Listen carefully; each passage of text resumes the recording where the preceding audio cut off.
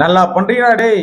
நல்லா பண்றீங்க. இங்க இருந்து அங்க தூக்கி போடுறது, அங்க கட் பண்ணி இங்க தூக்கி போடுறது, மாத்தி மாத்தி எங்கெல்லாம் கிளிப் கிடைக்குதோ அதெல்லாம் தூக்கி ப்ரோமோவா போட்டுறலாம்னு முடிவு பண்ணி போட்டிருக்கீங்க.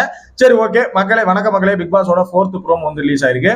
இந்த ப்ரோமோல என்னென்ன இருக்கு, என்னென்ன பேசியிருக்காங்கிறத முழுசா டிகோட் பண்ணி பார்த்துடலாம். ஸோ அதுக்கு முன்னாடி நீங்க நம்ம சேனல் புதுசா பாக்குறீங்க, மறக்காம சேனலை வந்து சப்ஸ்கிரைப் பண்ணிக்கோங்க.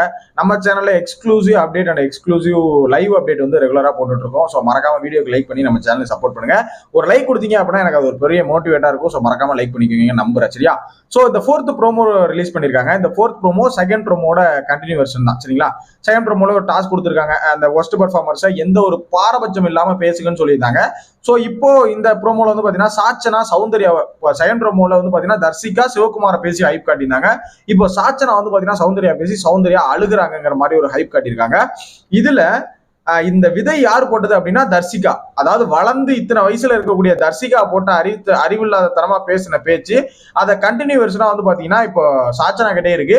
பட் தர்சிகா பேசின அளவுக்கு சாச்சனா பேசலனாலும் சாச்சனா பேசுறது வந்து அன்னைக்கு நடந்தது இன்னைக்கு வந்து அவங்களோட ஒரு பர்சனல் விஷயத்த போய் பேசுது. நீங்க பண்ற தப்பு அதெல்லாம் ஓகே, நீங்க சிரிக்கிறதே எங்களுக்கு வந்து இது பண்ற மாதிரிதான், நீங்க அழுகிறதே எங்களுக்கு சிரிக்கிற மாதிரிதான் இருக்கு அப்படின்னு சொல்றது வந்து எப்படி இருக்கு அப்படின்னா, நீங்க சிரிக்கிறது கூட தான் எங்களுக்கு வெறுப்பா இருக்கு. சாச்சனா சிரிக்கிறதே எங்களுக்கு வெறுப்பா தான் இருக்கு. இன்னைக்கு மத்தியானம் ஒரு கன்வர்சேஷன்ல சிரிப்ப கடன் வாங்கி சிரிக்கிறீங்க, வாண்டடா சிரிக்கிறீங்க, எங்களுக்கு வெறுப்பா தான் இருக்கு.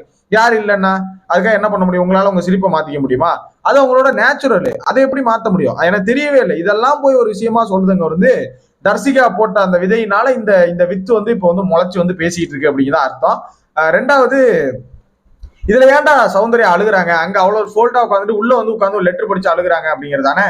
சோ அப்ப வந்து சொல்றாங்க இது என்னோட ப்ரொஃபஷனல், அப்புறம் வந்துட்டு ப்ரொஃபஷன் சொல்றாங்க. அப்புறம் வந்துட்டு பாத்தீங்கன்னா இவக்குள்ள இவ்வளவு இருக்கும் நான் எதிர்பார்க்கல, சின்ன பொண்ணுடைய அவ அப்படிங்கிற மாதிரி சொல்றாங்க ஜாக்லின்ட்ட. சோ அதுக்கு காரணம் என்ன அப்படின்னா, இவங்க அங்க சொன்ன விஷயங்கள்ல ஏதோ அந்த லெட்டர்ல உள்ள விஷயத்த சாச்சனா அங்க மிஸ் பண்ணிருக்காங்க. சோ அதை நேரா எடுத்துட்டு வந்து சௌந்தர்யா வந்து இந்த லெட்டரை படிச்சு பார்த்துட்டு, சோ இதெல்லாம் இவ தான் எழுதியிருக்கா. ஃபர்ஸ்ட் வந்து யாரோ எழுதுனாங்கன்னு படிக்கும் போதும், இப்ப இவ தான் அதை எழுதியிருக்கான்னு படிக்கும் போதும் அந்த வரக்கூடிய ஆத்திரங்கள், அந்த கோபங்கள் இருக்கு இல்லையா, அது பயங்கரமா வெளிப்படும். சோ அதுதான் வந்து பாத்தீங்கன்னா இந்த ப்ரோமோல வந்து காமிச்சிருக்காங்க. சாச்சனாவோட இந்த விஷயத்தை பத்தின உங்களோட ஒப்பீனியன் என்ன அப்படிங்கிறத மறக்காம கமெண்ட்ல போட்டு விடுங்க. நம்ம சேனல் புதுசா பாக்குறீங்க, திருப்பி சொல்றேன், மறக்காம சப்ஸ்கிரைப் பண்ணிட்டு வீடியோக்கு ஒரு லைக் கொடுத்தீங்க அப்படின்னா எனக்கு ஒரு பெரிய சப்போர்ட்டா இருக்கும். தேங்க்யூ ஃபார் வாட்சிங்.